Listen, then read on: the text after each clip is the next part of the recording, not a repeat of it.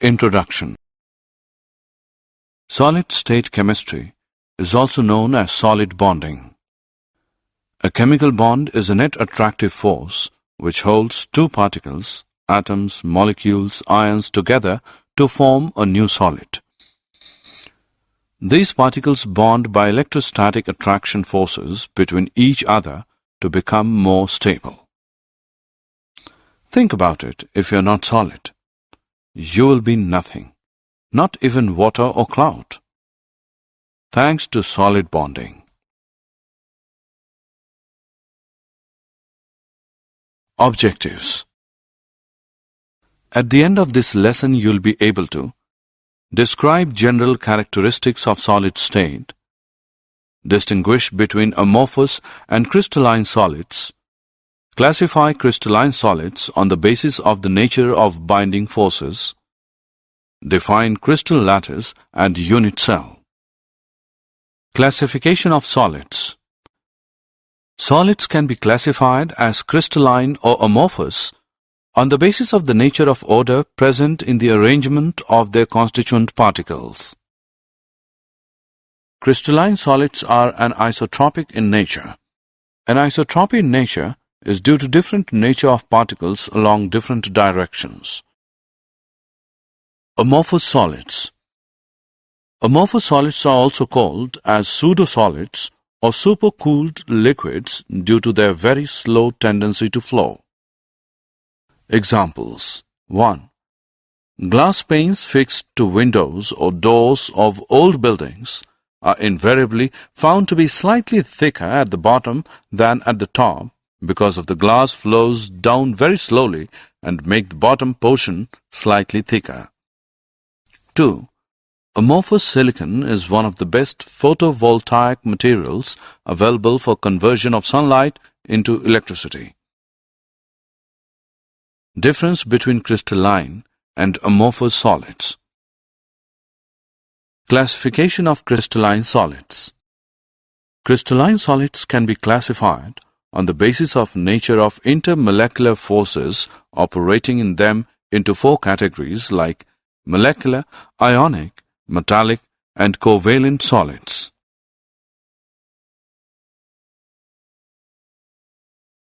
Classification of molecular solids. Molecules are the constituent particles of molecular solids. These are further subdivided into the following categories. Non-polar molecular solids. These solids are soft and non-conductors of electricity. They have low melting points and are usually in liquid or gaseous state at room temperature and pressure. The atoms or molecules are held by weak dispersion forces or London forces. Example, H2, Cl2, and I2. Polar molecular solids. The molecules of substances are formed by polar covalent bonds. The molecules are held together by stronger dipole-dipole interactions. These solids are soft and non-conductors of electricity. Their melting points are higher than those of non-polar molecular solids. Examples: HCl, SO2.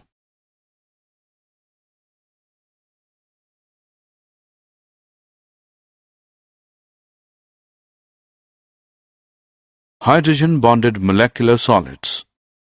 The molecules contain polar covalent bonds between H and F, O or N atoms.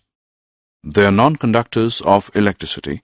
They are volatile liquids or soft solids under room temperature and pressure.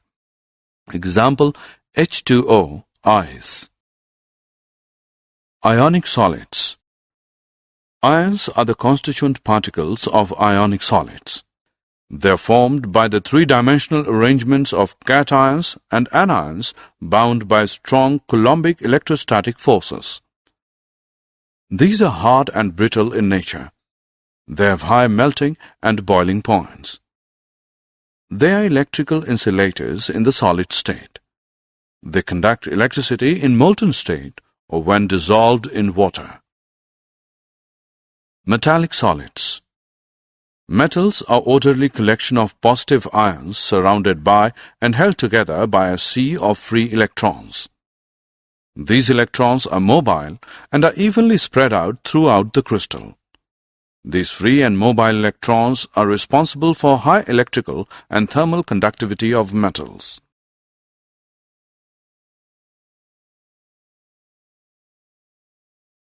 Covalent or network solids. Covalent bonds are strong and directional in nature, therefore atoms are held very strongly at their positions. Such solids are very hard and brittle. They have extremely high melting points and may even decompose before melting. They are insulators and do not conduct electricity. Examples: diamond, silicon carbide. In graphite, carbon atoms are arranged in different layers, and each atom is covalently bonded to 3 of its neighboring atoms in the same layer, which can slide one over the other.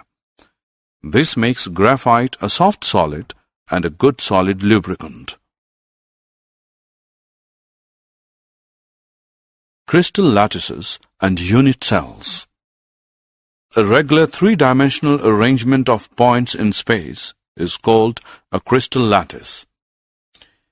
Unit cell is the smallest portion of a crystal lattice, which, when repeated in different directions, generates the entire lattice.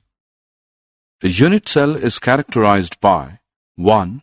Its dimensions along the 3 edges A, B, and C. These edges may or may not be mutually perpendicular. 2.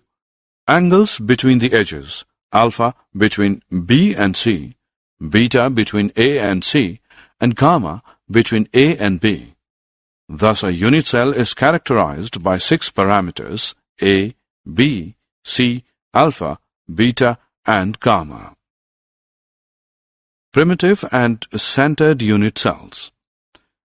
Unit cells can be broadly divided into 2 categories: primitive and centered unit cells. A. Primitive unit cells. When constituent particles are present only on the corner positions of a unit cell, it is called as primitive unit cells. B. Centered unit cells. When a unit cell contains 1 or more constituent particles present at positions other than corners in addition to those at corners, it is called a centered unit cell.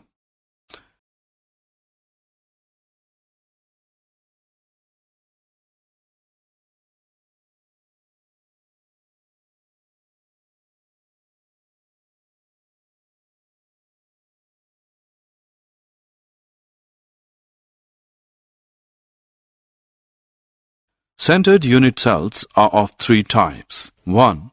Body-centered unit cells. Such a unit cell contains 1 constituent particle, atom, molecule, or ion at its body center besides the ones that are at its corners. 2. Face-centered unit cells.